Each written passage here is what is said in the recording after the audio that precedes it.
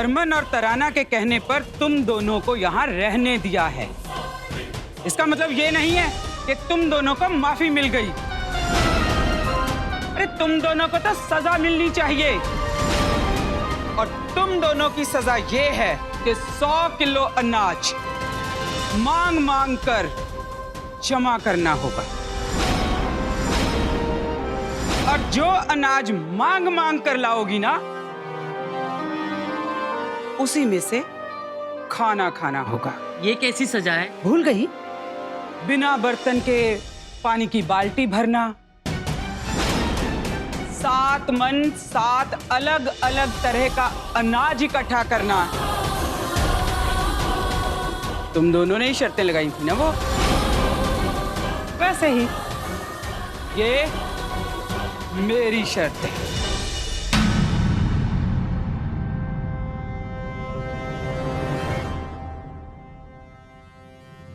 देख। हाँ, क्यों मानेगी मेरी बात? क्यों मुझसे पूछेगी? जो मन में आएगा वही करेगी ना। अपनी मर्जी की मालकिन जो है। होता कौन हूं मैं? हरमन, उसे लगा होगा जाना चाहिए तो वो चली गई। देखिए, मियाँ बीवी के बीच की बात है, कोई कुछ नहीं बोलेगा।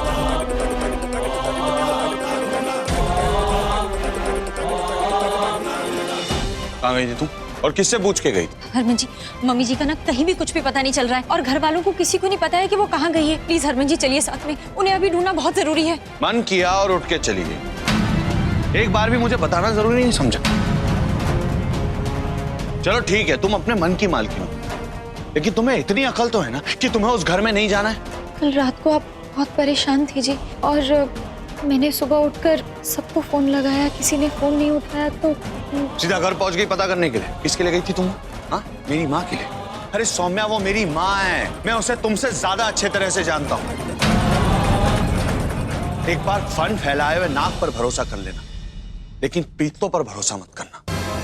तो तुम समझती क्यों नहीं हो यार? बंद करो ना यार ये सब। और ऊपर से वो मोहिनी फोन करके मुझे 2 बातें सुना रही थी। किसकी वजह से? तुम्हारी वजह से। उसकी हिम्मत नहीं है मेरे सामने मुंह खोलने की। बस सुनो, अब आखिरी बार समझा रहा हूं, मेरे और मेरी मां के बीच में मत पड़ो। कुछ नहीं मिलेगा महान बन के। मैं अपने घर वालों को जानता हूं, वो लोग इस लायक ही नहीं है। तुम मेरे साथ खुश नहीं हो क्या? चुपचाप प्यार से रहो ना यार। क्या मतलब है दुनियादारी से? हरमन जी, पत्नी मुझे आपकी, आपसे शादी हुई है। आपके परिवार वाले भी तो मेरे परिवार वाले हैं, और उनके प्रति मेरा भी तो फर्ज है। सिंदूर के साथ साथ सिर्फ पति का रिश्ता नहीं मिलता है, मंगलसूत्र और उनका परिवार भी साथ में मिलता है। और हरमन जी, जब रिश्ते पूरे मिले हैं तो फिर मैं उन्हें अधूरा क्यों निभाऊं? मैं मम्मी जी को इन हालातों में नहीं छोड़ सकती हूँ। मैं उन्हें ढूंढने से रुक जाऊंगी।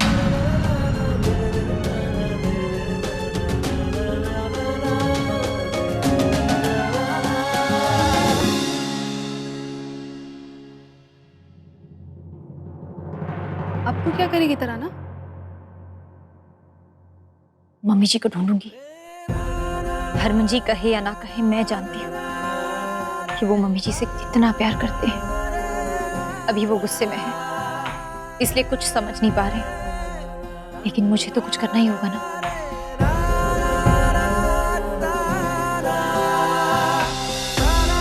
हेलो वरुण भैया, मैं सौम्या बोल रही हूँ। भैया प्लीज मेरा एक काम कीजिए। आप मम्मी जी के सारे रिश्तेदारों को जानते हैं ना, तो प्लीज उन्हें फोन करके पूछिए ना कि क्या मम्मी जी उनके पास आई हैं या नहीं। जी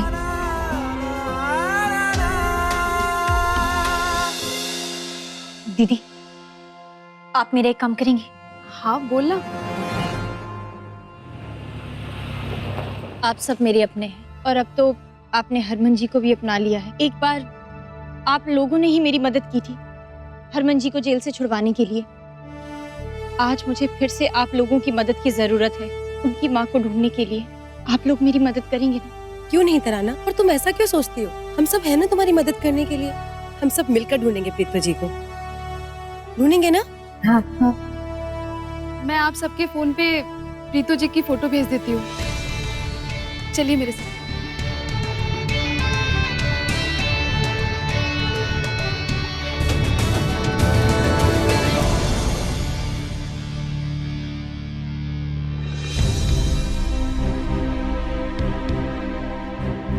पता चला? नहीं तराना, प्रीतो जी का कहीं पता नहीं चला।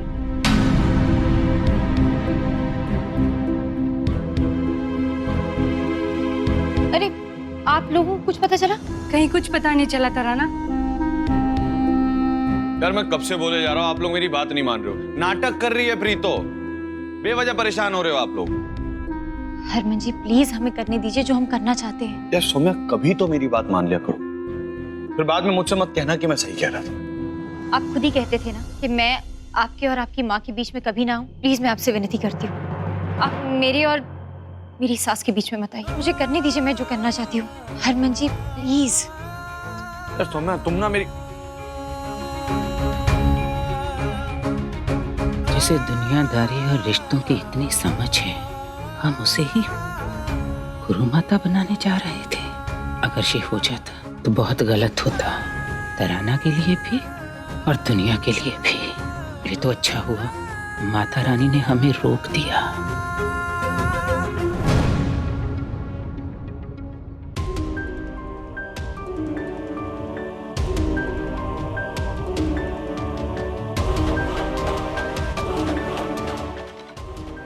मुझे कुछ समझ में नहीं आ रहा मैं क्या करूं। मुझे तो ऐसा डर लग रहा है कहीं उन्होंने अपने साथ कुछ गलत ना कर दिया हो। नहीं नहीं तराना, ऐसा कुछ नहीं होगा। लेकिन उन्होंने ढूंढू कहाँ मैं? तू बैठ।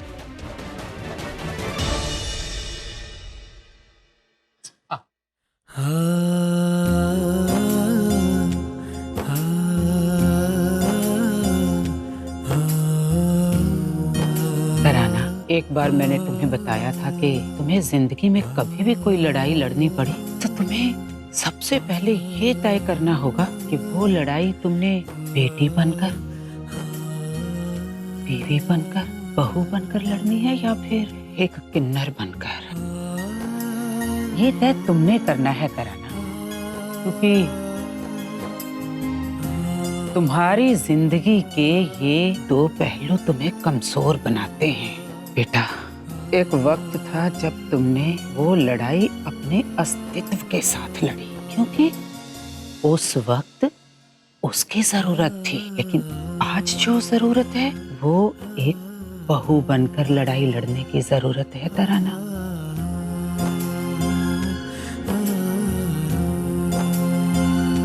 पर ये कैसे होगा? तराना, हमारे गांव के बाहर एक माता रानी का मंदिर, लेकिन वहां किन्नरों का जाना मना है और वहाँ इंसान की हर मुराद पूरी होती है।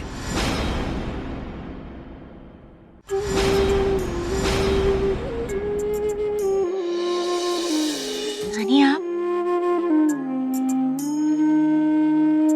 आप यहाँ कैसी है पुत्र? मैं ठीक हूँ, आप ठीक है ना? मैं तो ठीक हूँ पुत्र। मलिका बिल्कुल ठीक कह रही है पुत्र। और पता है पुत्र, वो जो मंदिर है ना माता रानी का, वहाँ जाने से, माता रानी के दर्शन करने से, उनका भंडारा कराने से माता रानी जरूर सुनती है। पर नानी, मैं वहाँ कैसे जा सकती हूँ? मैं तो एक किन्नर हूँ ना, और उस मंदिर में किन्नरों का जाना मना है ना। यही तो मैंने तुम्हें समझाया था ना कि तुम्हारी जिंदगी के ये दो सच एक दूसरे को कमजोर बना देते हैं। तराना, प्रीतो के लिए जो परेशान हो रही हो ना, वो ना तो एक बेटी है ना एक बीवी है, वो एक बहू परेशान हो रही है। बहू को तो कोई नहीं रोक सकता ना मंदिर जाने में। हाँ पुत्र, अब तक तेरे साथ जो कुछ भी हुआ है ना, माता रानी को भी उसकी जिम्मेदारी लेनी होगी। उन्हें तो तेरी मदद करनी ही होगी सौम्या। और फिर ये माता रानी की भी तो परीक्षा है एक तरह से, कि वो माँ हम इंसानों में कहीं भेदभाव तो नहीं करती। क्या वो सिर्फ किन्नर मानती है तुझे, या फिर एक बेटी और बहू भी?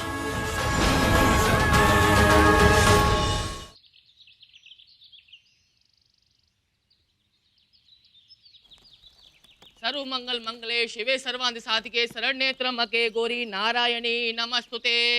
ओम पवित्रोम पवित्रोम पवित्रम। बेटा आगे आ। बेटा, ये गंगा जल इस प्रसाद पर छिड़क दो और अपनी माता रानी से अपनी अरदास बोल दो। माता रानी तुम्हारी दुआ जरूर पूरी करेगी। लो बेटा।